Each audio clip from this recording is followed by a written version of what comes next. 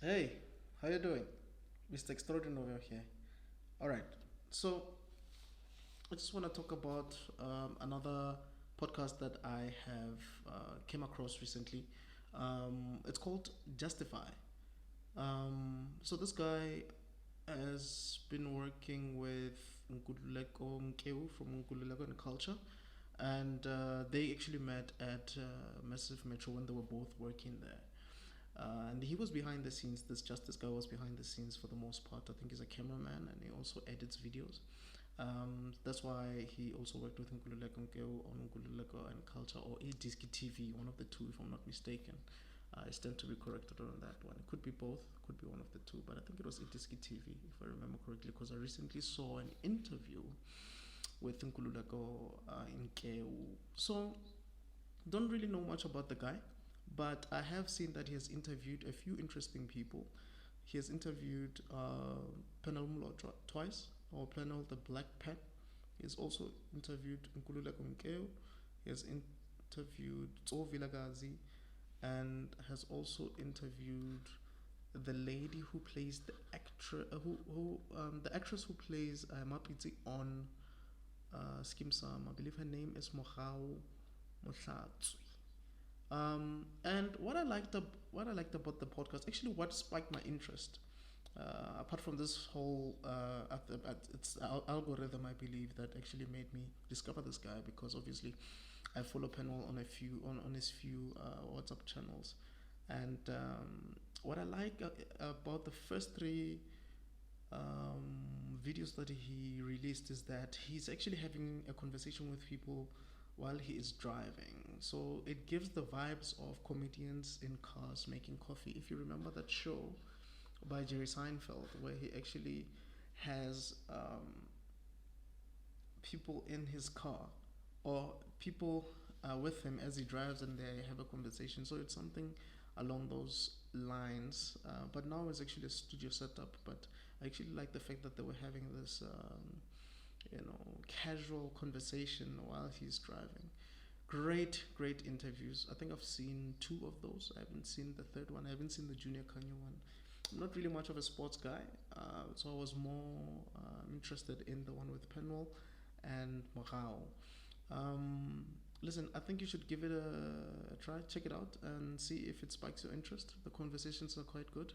It's actually quite interesting to see that this guy, in as much as he's usually behind the scenes, capturing videos, editing videos, he's actually a good conversationalist, a good interviewer. He listens to his guests and asks very poignant questions.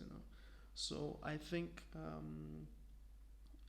his podcast is going to be something quite big. So long as he's consistent and brings in the people that he believes or knows that people might want to listen to. I mean, so far, I think the people that he's brought have been people that have also been interviewed by Nkululeko Nkeu. Apart from Morao, I don't know how he got Morao. But we'll see if he'll bring other people that Nkululeko hasn't brought yet or Penwell hasn't interviewed yet on the Penwell show or even the Hustlers Corner.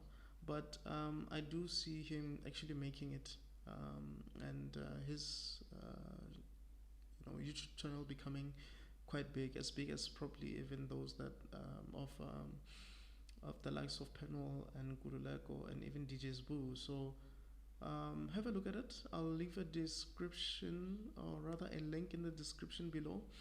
And let me know your thoughts of the guy. Let me know of his interviewing style, whether you like the interviews, whether you like the conversations that he's having with Morao. For instance, I mean, when he had Morao, they were talking about feminism. They were talking about the roles that men and women play in society. Um, some things which are a bit questionable, some things that need to be raised. With Penwell, he was talking about ESCOM and the government, and then that's one on the one video, and the other video he was talking with Penwell about business. You know how Penwell lost his assets that were worth millions when he was doing business. And Penwell was just explaining the importance of finance, because Penol has an accounting background, so he was just breaking it down. Kind of reminded me of Robert Kiyosaki books, because he was saying that he wishes he had more time so that he can actually dissect finances and financial literacy. So I think, like I said, it's good content. And Kululak was just breaking down,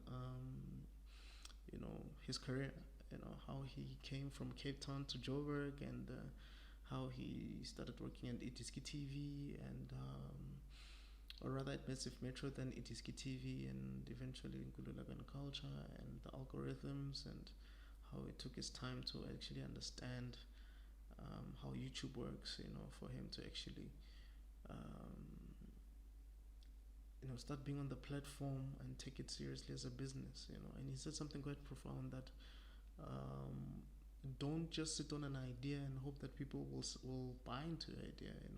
Show them something. Show them numbers. Show them an idea. Show them that you started something. Show them content that already exists. Show them something that's already being implemented, instead of just talking about an idea that you haven't even started implementing. And talking about how dangerous actually Cape Town is compared to Joburg, and so on. So yeah, I think it's a great podcast, as I've said before. Before I end this, I just wanted to let you guys know that please do not forget to like, subscribe, share, and comment, because you never really know who might want to listen to these things or discover such things. And also there's something that Tweno said that I thought about actually earlier on, and I was like, oh man, he said it before I said it. He was speaking about load shedding and how the ratings might have been affected. The TV ratings of your favorite TV shows might be affected by load shedding. Let me give you an example. Let's say in Soweto there's load shedding at 8 o'clock. And 8 o'clock, that's when Generation is airing, right? So you can imagine that the entire of Soweto, or certain zones in Soweto, I'm not quite familiar with Soweto and their load shedding schedules, but imagine the entire of Soweto not being able to see Generations at 8 o'clock. That's a lot of people that are not able to see Generations. And I was wondering, like, how does that work? Has that somewhat affected revenue for Generations? Because I know that's prime time, right? And the ads around that time are usually expensive. When advertisers have slots within that time, it's usually expensive because everybody's glued to the screen.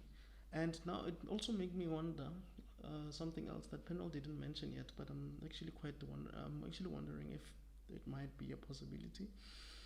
If someone has internet access during load shedding, does this mean that these people watch podcasts if they don't have Netflix or Disney Plus or any other streaming platform of that nature? Do they then go to YouTube and then catch up on their favorite podcasts? If that's the case, then that means that this gap has created a demand, for YouTubers or podcasters to actually have more content on their YouTube channels, which is interesting. And obviously people will want to watch what interests them or spikes their interest. So it's quite an interesting thing to think about. But yeah, like I said, those are the type of things that they're speaking about on the podcast. Anyway, let me know. Please check out Justify. Let's see some of his stats. It doesn't really say much on his bio. I checked before. But all I can say is he has 6 videos. Imagine, 6 videos. He has over 2,000 subscribers.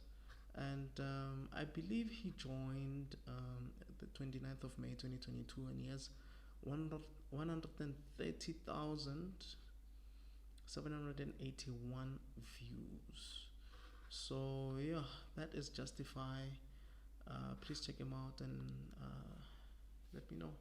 Alright guys, I'll definitely see you on the next one, and do enjoy your day. Cheers.